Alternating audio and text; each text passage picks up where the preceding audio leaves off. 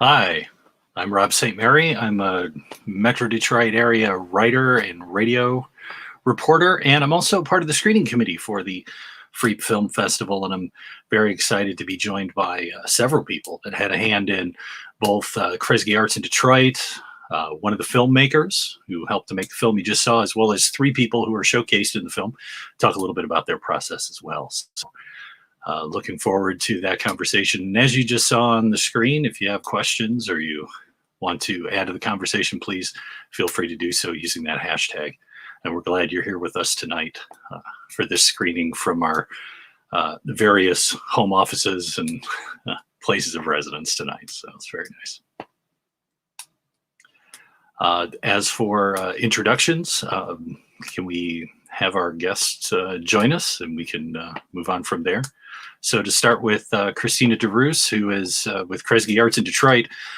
She's one of the organizers that helps to make this possible. And I thought, Christina, we could kind of start with you to kind of give people who might be in the audience who don't fully understand what they just saw, what exactly Kresge Arts in Detroit is, who these fellows are, how they're selected, a little bit about the process, just to kind of refresh people's memories.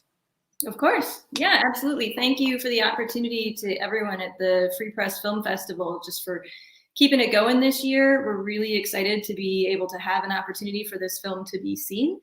And Kresge Arts in Detroit is generously funded by the Kresge Foundation and administered by the College for Creative Studies.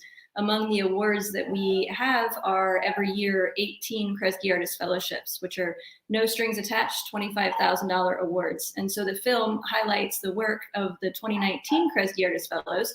And they are, I think, about 3/4 of the way through their fellowship year at this point. And I also want to say a quick acknowledgement and just congratulations to each of the filmmakers. There's 3 involved: Goldhouse Media, Space Monkey Productions, and Real Clever Films, as well as the 2 producers, Laura Spire and Ben Friedman. And so this is sort of a huge project, a giant collaboration, and a wonderful opportunity to get a view into the work and the perspectives of Detroit artists.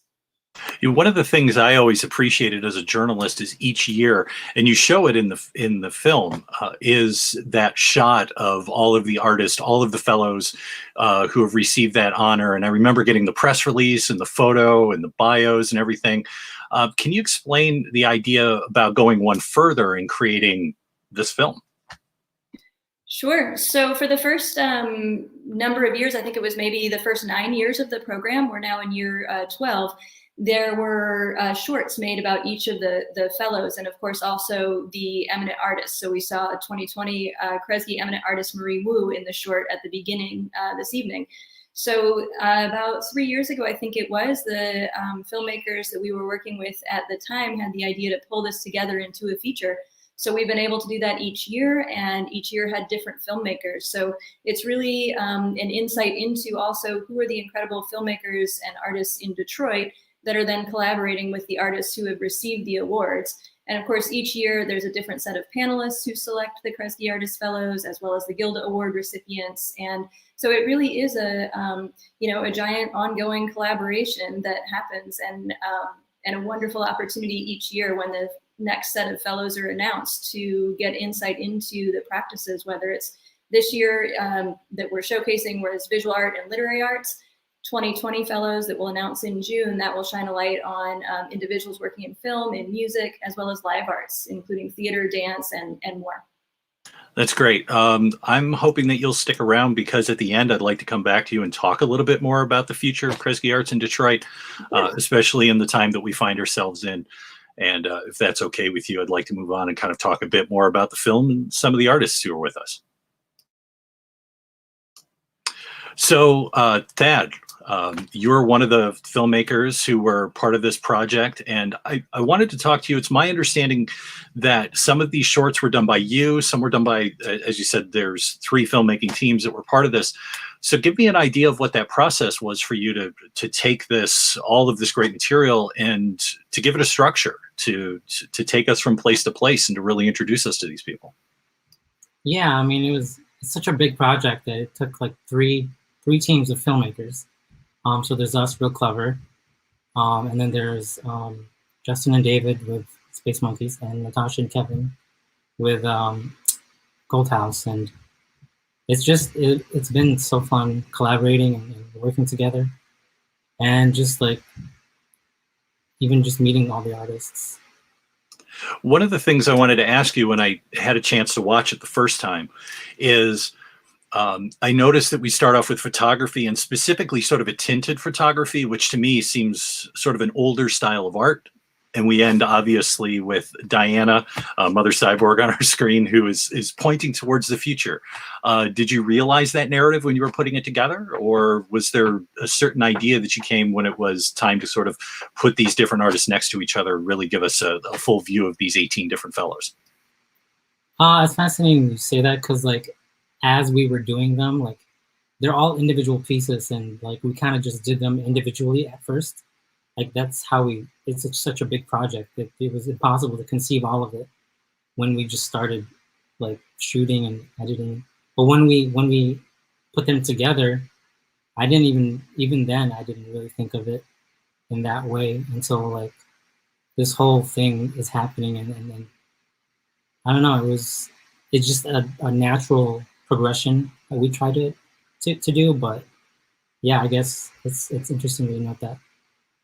You know, to me, what I really love about the film is that it's beyond being these great introductions to artists that, you know, maybe we've seen their stuff in a gallery, or maybe we've never met any of them. It really gives us a solid opportunity to be introduced to these people in Detroit. And then at the same time, sort of that connective material. I mean, just those drone shots and the music and everything, it really gives us this sort of love letter to the city in a lot of ways. So to talk to some of the artists, I guess we'll start with Kiko and kind of talk to him about his place. And, you know, this is the first time, I guess, that you've seen sort of this in its entirety. What did you think of the final piece? I think it was really great. It was nice to see everyone's videos. We saw a preview of our own clip, like what Todd was saying earlier, but I think to see it stitched, you know, together, it's really, you know, it was really fascinating to see that. I think one of the things that I think I really liked about being a fellow is that, you know, being part of this larger group of individuals. So to see like more of like their process, their work, and their thinking was really, you know, was really fun to me to experience. And I would say the same for Diana, Mother Cyborg. How was your take on how yours came out? Oh, I was pumped about it. Lasers and animations. What more could you ask for? You know, but no, I loved the process of working with Real Clever, because they were so just open to my just ideas. And I know when I said, you know, how about some wild lasers about the future and animations to go with it, that it probably seemed like a weird thing, but they totally made it happen. And I'm actually really thankful, because now I could use this piece to move forward and actually show how all of these different things that I do come together. So, and it was so cool to see everybody else's processes in their studios and their work like up close and personal, and seeing, I loved it. And I'm just really proud to be a part of this cohort, because it's a very special, very smart and talented group of people. And the same for you, Nandi, just sort of thinking as to how it came together for you. And I have to say, you know, it seems you were ahead of the curve when it came to having people in masks, I guess, given our current state of affairs. Yeah. I don't know. I've been thinking about some of the topics in my own video for a really long time. And I had an opportunity to work with filmmakers who really were open to allowing me to really bring all of myself into a space that, when really the work that I was doing wasn't necessarily centered in Detroit, even though I am a Detroit writer. But to watch how connected all of our voices were tonight, I hadn't seen them in that way. I'd only seen my video up until today. And so just to see the reoccurring themes and how proud we are of being in this city and working from this city. And really, I just had so much more respect for all the other artists that are included, including the filmmakers. It was just really great to see. I'm just going to throw this out to the three of you as, you know, artists, as creative people here in Detroit. I think you touch on it a little bit within the context of the various biographies, the little snapshots of your work. But what really is it about Detroit? What do you, when you sit down and you think about it, how does it affect your work? How does it play out in the work you create, obviously in your various styles?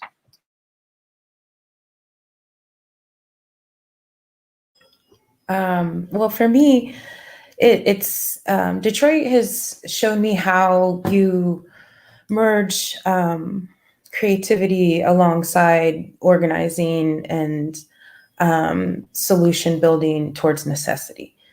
And that, like, the stories that we tell are so powerful to not just the people who are within the city, but they shape how the city is seen. And it's so important to have the artist like showcased within the city, because the story that we have outside of where we're at even now, where we're like a hot spot, and this whole almost like the ruin porn is coming back, and it's just so important to see the resilience and what that creates. It's like diamonds come out of pressure. But like even more so, there's systems. There's, for me, it was making wireless networks and then zines that teach people about technology so they could participate in the future. But like there's that wouldn't have never come out of me unless I lived and witnessed being in Detroit through all the years that I've been here. As for you, Kiko or Nandi? Well, I think one of the things that I keep thinking about being an artist working in Detroit is that it doesn't mean just one thing, and that there is this like spaciousness to really be able to define yourself and to allow yourself to really explore and experiment, and sort of out of what Diana was speaking to, in that we don't always have these templates or these molds that artists get poured into and get kind of like fabricated. We oftentimes have to go out and find it on our own. And it means that we get to go through a lot of the messiness of not knowing, and sometimes being classically trained and street trained and putting that together and doing what we really feel like comes out of us. And you really see it too in a lot of the diversity in the art that we're even in the fellows today. So you have people talking about Blackness, you have people talking about indigeneity, you just have so many different kinds of artists emerging out of this, because we don't have a way of saying like, this is the only way to be a Detroit artist. As for you, Kiko? For me, like many folks who have viewed Detroit sort of like, like this ruined porn. And I think for me, we had like this visual association of Detroit as a failed system. And this is something at first that like drawn me into the city, but as you start to like work within the city, within the communities, you start to realize all like these individuals that have been like working and like hustling despite like the circumstances. And I think for me, what I like about being an artist, or living in the city as well, is that it's just the city has a really strong collective spirit. I've never really been in other cities that has like this strong collective organizing, and for most of my communities, it's always been collective, both for art and for my social things around me. Politically, Detroit has shaped my politics, like some of my philosophy, and that is only because of the people that have that have been surrounding me all of these times, that have given me the support and really inspire me to like work harder. So I think what's happening now, especially with this crisis, it's just another reminder of just how Detroit is so fragile. And then underneath all of this concrete landscape, there are individuals, like people who are really in very difficult situations, and then that sort of like drives me to sort of like push my art into including not just myself, but the broader community. One of the things, obviously, to note is that you're the 2019 fellows, and as Christina noted up the top, you're about 3/4 of the way through your fellowship currently. So what we're seeing in the video is an encapsulation of some of the work that you've done over the past several years that got the attention, obviously, of the committee that gave you the fellowship. So I'm kind of interested in where you see yourself going next. Maybe what are some things that you're working on in this period that you're excited about? New ideas, new methodologies, maybe something that we didn't see in that video that maybe you'd like to talk about. And I guess maybe we can start with Diana. Okay. Well, this fellowship was really transformative for me in many ways. One, the timing of it was impeccable. As I had just sort of transitioned out of a life of 13 years doing like hardcore artist stuff, but still creative things. And then just sort of dove right in, and I picked up a new medium. I picked up metalsmithing, which I'm thrilled about. Like, it's such a it was such a nice opportunity to be able to have the resources to try something new. And the piece that you saw with the animation was actually a sort of sketch of an opera I've been trying to write around artificial intelligence. It's a part of the AI book that you saw in the video, The People's Guide to AI. The last chapter is like a Mad Lib sort of choose your own adventure to this future in 2084. And the animation is different entries that people have sent me, what they've added in those Mad Libs. And I've been turning that into jewelry, into clothing, into characters, and the jewelry and clothing end up creating the storylines, and ultimately that will turn into an opera with lasers, of course. But what I'm most excited about is having a piece that actually shows how my writing and zines and like organizing is connected to making this opera, because talking about it before, people would be like, what? And so I just feel so thankful that I have a 3-minute piece that I can now move forward. So this is very much just the beginning, actually, of where I'm headed. So I'm pretty excited and very thankful to Thad and Real Clever for making that vision come to life. Nandi, as for yourself, where's the next stop for you, do you see? It's so interesting because the Kresge Award came at a time when I was stepping out of something and into this really long like journey. And so this year I've been preparing for my first full-length collection to be released next month on May 15th. So tapping out a lot of the images that you saw from the film actually inspired the work that's being released in that film, even though and I was coming out of another project. So right now, every day when I come to my desk, what I'm working on is just not working on projects and working on individual poems that are just really trying to put a lot of energy into making just this one single piece, as opposed to these big, long projects, because I've been working on projects for so long. But it's really also exciting to be thinking about what kind of life the book will have in this time. So, as for yourself, Kiko? I was actually just wanted to take a break from just all the stuff that I've been working before. Honestly, I think this spring was supposed to be a time for me to maybe travel and just sort of like explore other things. But before the year ended, before the crisis happened, I was busy publishing, printing on a printer that I just purchased because of the fellowship.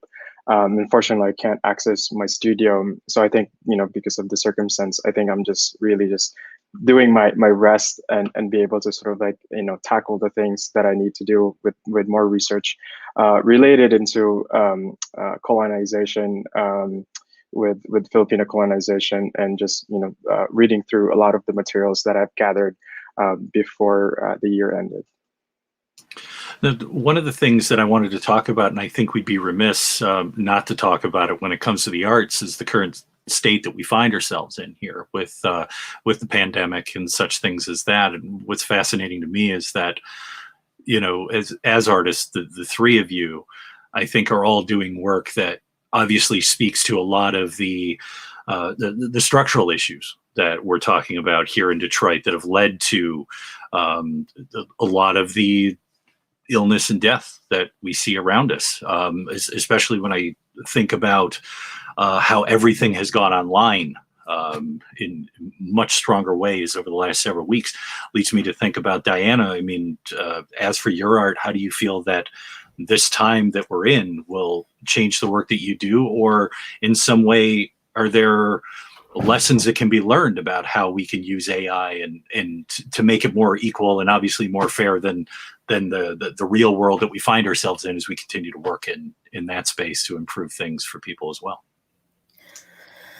Yeah, well, the thing that this moment does is I think people believe me now that, the internet is a utility. It is something that is absolutely needed, and a huge driver of the economy. Lord, I think it helped, it saved the US economy. So if anything, it's offered anyone working within the sphere of internet security, privacy, all of that, this is your time. Because the moment that, the quarantine started happening, people were trying to figure out how to shift things online. The first thing that came across my mind, which I know is super weird, but I was like, oh my God, this is the thing that gets people to upload their consciousness to the internet, which is our bodies don't work anymore, but we still want to, all this stuff. I just went there. And then, after reeling back, I thought wow, whoa, we would talk about being on the edge of this new digital epoch, we were coming towards it. And I do think that May 16th, at least in our area of where we are in the world, we literally stepped through the threshold and we are in the digital age. So if you've questioned that at all, stop questioning it. We are in it now. We are having a film festival online and a panel right now doing this. And so now the question is what are we going to do with that? Now there's still 40% of people in Detroit that don't have internet connections in this time, at a time in which Detroit is being hit extremely hard too. So, I tell everyone around the future of AI, it's not about what AI can do, it's how humans are going to use it.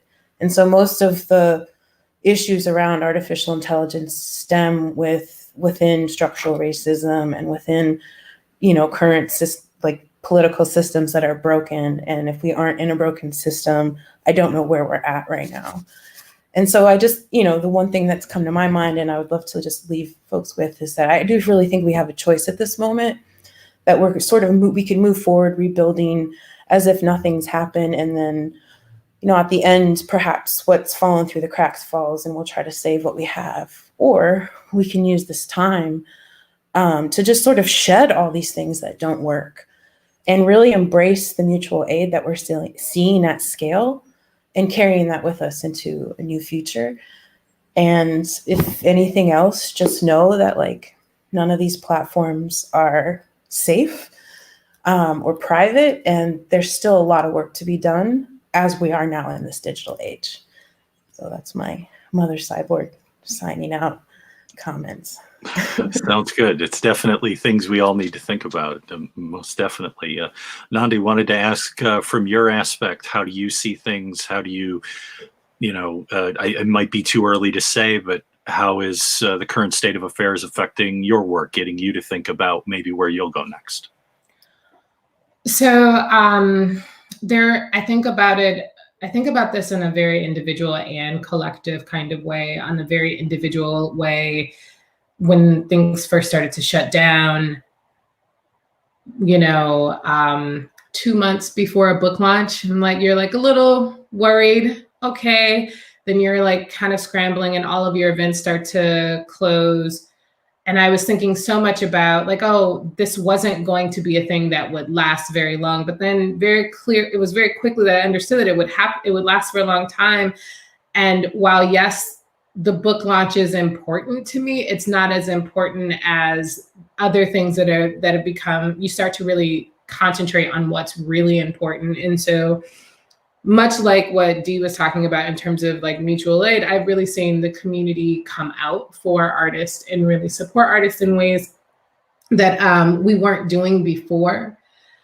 We think a lot about artists as having very much this gig kind of income and having to really put themselves out there in other kind of in ways that most people who are professionals don't actually aren't thinking about. And then when those gigs weren't available, we as a community were like, we can't just let these artists, not be supported. And so there've been a lot of collective work and a lot of solutionaries around trying to build funds, trying to make sure that people are just even cash apping what they have. And while I'm in a very privileged space of still having a 9-to-5, I've been working with artists all over the country to make sure that the ones that aren't able to earn off their art are getting the kind of resources they need, whether it's just making sure there's a grocery delivery to their house or making sure that I am personally depositing funds into spaces for them. So I think it's very important that we are supporting one another during this time.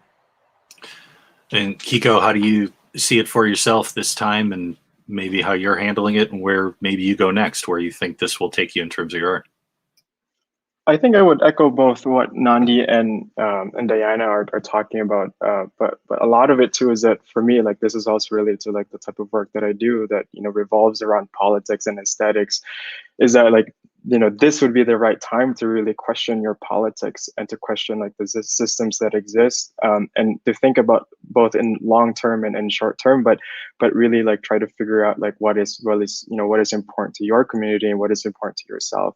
I can't count how many group I'm involved, like those group apps, just so like people are organizing, delivering these things or like buying some of these things for your neighbors. And I think that is one of those things that I think I really admire, despite our circumstances, because of that, again, going back to what we were talking about earlier, like this is really what Detroit is for me, is like this collective energy and this collective spirit. So I think moving forward, like, if we go through past, these difficult times, I hope that people do take this time to contemplate and to like question things and to really think about their networks. And so that way, when we come out of this, we have a much stronger collective, and so we can help each other out. So something catastrophic that would happen next time, we would be a little bit more in a better situation. Sounds good. Definitely build. That's one of the conversations I've been having, is how do we build things so that when we come out of this, there's something to come out to, that we feel, empowered by it, as opposed to victimized as much as maybe we have been. Thad, just wanted to ask from a filmmaker's perspective, much like the other artists here on the conversation, what's next for you, and how do you sort of see things in the current predicament and how they may affect you going forward? You're currently muted. Sorry about that. I mean, obviously, as a filmmaker, I think it's similar for all artists in general. We have a process of like, for filmmakers, it's pre-production and writing, and we kind of just, it's like research for artists, where we just kind of like take a break and figure things out, and maybe find what our heart desires and for our next projects. But it's interesting with like, I have friends and family in the front lines and doing some really brave stuff, and it's like, as an artist, it puts you in perspective, like, where do you fit in? But here we are, we're in a film festival, and like, art is still important. And I guess, yeah, here we are. It's there's a lot of negatives, but at the same time, there's a lot of positives too. Like, it's kind of mind blowing to me how all this happened, and how we've all adapted so quickly to this situation, and how we're making the best of everything. Yeah, most definitely. And, I wanted to bring in Christina again from Kresge Arts in Detroit, just to talk a little bit about that as we wrap up here. And just to me, art is important. As a writer, as a reporter, one of the things that I've always said to people is that, narrative rules the world. It's the stories we tell ourselves, and it's the stories we collectively tell each other. And that is what ultimately is the scaffolding that creates the world in which we live. So art, obviously, from a literary standpoint, from a visual standpoint, a performance standpoint, music, whatever it is that comes across, from the standpoint of what Kresge Arts in Detroit is doing, how do you sort of see it going forward? Especially, as I said, since we're dealing with this, we could be dealing with this for much of this year, maybe into early next. We don't know yet. How do you sort of see things going forward when it comes to Kresge Arts and Fellowship here? Sure. Well, you know, when you talk about storytelling and the importance of storytelling, to me, that resonates on the level of our connection to our own humanity and to someone else's humanity. And that this is a time, both the film shows that, but also what's happening globally. And that the realities, as some of the folks here have mentioned, in terms of the difference sometimes between the narrative that's out in the world and the reality of what's on the ground, I think artists are so incredibly positioned to broaden the narratives, to fill in the blanks, to fill in the gaps, and to self-define. And that's something that fellows across all the years of the program, we're in year 12 now, have done, right? Is to counter ruin porn when that was a thing, and all of the other views that have sometimes been placed upon Detroit. And instead to have a program that provides no strings attached funding in order for individuals to self-represent. And then also knowing that artists in Detroit are so embedded within their communities. And so then even folks who aren't an artist can say, oh, but I see my Detroit in that. So watching the film tonight, you might literally see your neighborhood or the coffee shop where you hang out, or just the perspective of, oh, I get that.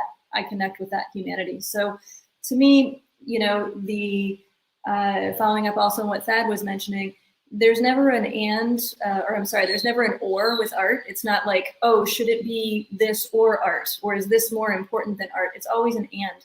And that's because of just the importance of beauty and connection and storytelling. But it's also because there is no, you know, I can't think of a place in Detroit where art is not also embedded in what's happening. So, or in the world, right? Healthcare and art therapy, art and knowing that going for walks outside contributes to having a space of inspiration. And so I think that the specifics of the future for art and for artists is that artists will be critical in where we go next, and resources for artists to have no strings attached funding through which they can apply it where it makes sense for them, for their families, their loved ones, their communities.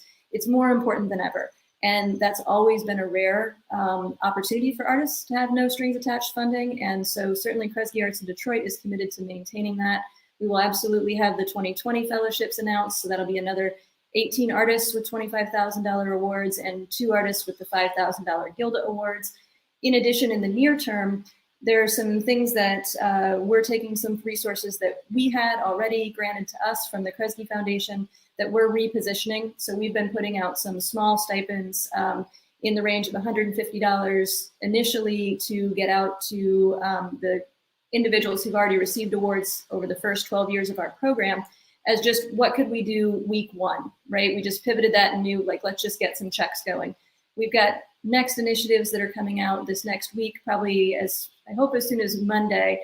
There'll be a Kresge Arts in Detroit Presents, the new website that we've got, so that we will be able to have a platform in order to resource artists to create more work and to allow audiences to connect with that work on their own time. So it's not just on social media, and we can hopefully continue to keep getting checks out for artists to do what they do, which is create.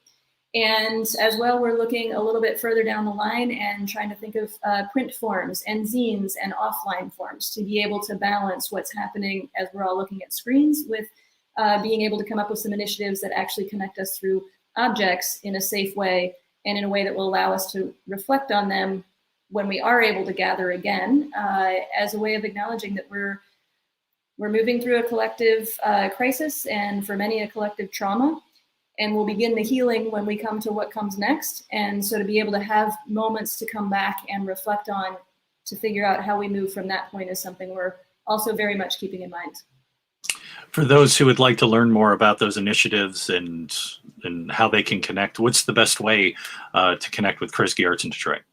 So our website is KresgeArtsInDetroit.org, and also on social media, Instagram is where we've got some work in progress happy hours and coffee breaks going right now. Those are those $150 stipends, $150 stipends I mentioned. And so that's on our Instagram, which is at Kresge Arts DET, and also our Facebook page and Twitter as well are great places to follow along. And then as I mentioned on Monday, I think the website's going to be at Kresge Arts in Detroit Presents, but we're literally buying it this weekend and getting it going next week because we're very much in the rapid response. So watch social media and we'll get you a link. Sounds good.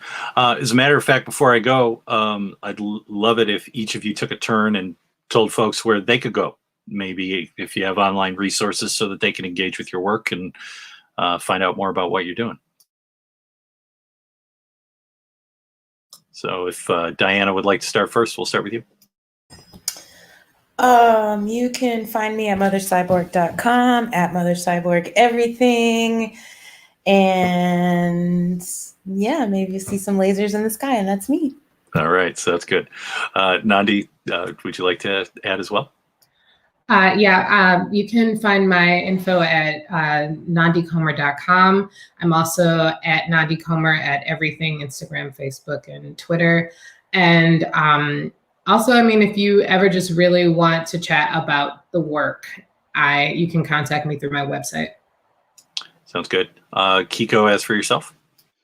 If anyone wants to check out my website, it's youversusjesus.com. For my Instagram, if you're interested in looking at memes, things that I've been doing, even before, that's where I would maybe try to connect. So if you just search for Kiko Paradella on Instagram, you'll find me there. And Thad, as for yourself? You can just Google Real Cover Films. We have a website, realcoverfilms.com. Also, a shout out to Space Monkeys and Gold House Media. All right, sounds good. Well, I thank everyone for taking the time, and thank everyone for tuning in and taking a look at this great presentation from the Detroit Film, the Freep Film Festival. Sorry, I got a little distracted. I was hoping I was at the Detroit Film Theater for some reason, or at Cinema Detroit. I don't know what. But either way, beautiful Saturday night. I'm going to enjoy the rest of it, and I thank you for tuning in. And I'm going to send you back to Steve Byrne and the rest of the great folks over there at the Freep Film Festival. Thanks so much, Rob, and thanks to everyone who was watching with us tonight. I'm just going to throw out a couple quick thank yous before we say goodbye for the evening. First, want to thank Christina and everybody at Kresge Arts in Detroit for making this great project available for us to screen. Probably should tip our hats to the Kresge Foundation and the College for Creative Studies, which helped make the Kresge Arts in Detroit program possible. Want to acknowledge Real Clever Films, Gold House Media, and Space Monkey Productions. They both, I thought they were really successful in making these films individually distinct and very communicative, and then also making it feel the whole thing come together as a whole. And I think you have to also tip your hat to Laura Sapphire and Ben Friedman, who were producers on the project, for making it feel cohesive. Want to acknowledge all the artists who were featured in the film. I always find the Kresge Arts in Detroit announcement really inspiring, learning about some people that maybe I've never interacted with, and of course some that I already know. And if you allow me a quick personal digression, I'll make it fast. Just want to throw the Free Press acknowledgement out to Rashawn Rucker and Bill McGraw, who were featured in the film, both former Free Press staffers, both, I would consider both of them friends of mine. Really love seeing their work get acknowledged, and love seeing them on screen as well. We had a great after panel, so thank you to Rob St. Mary, the moderator, and all our participants, Thad, Nandi, Diana, Kiko, and Christina, of course.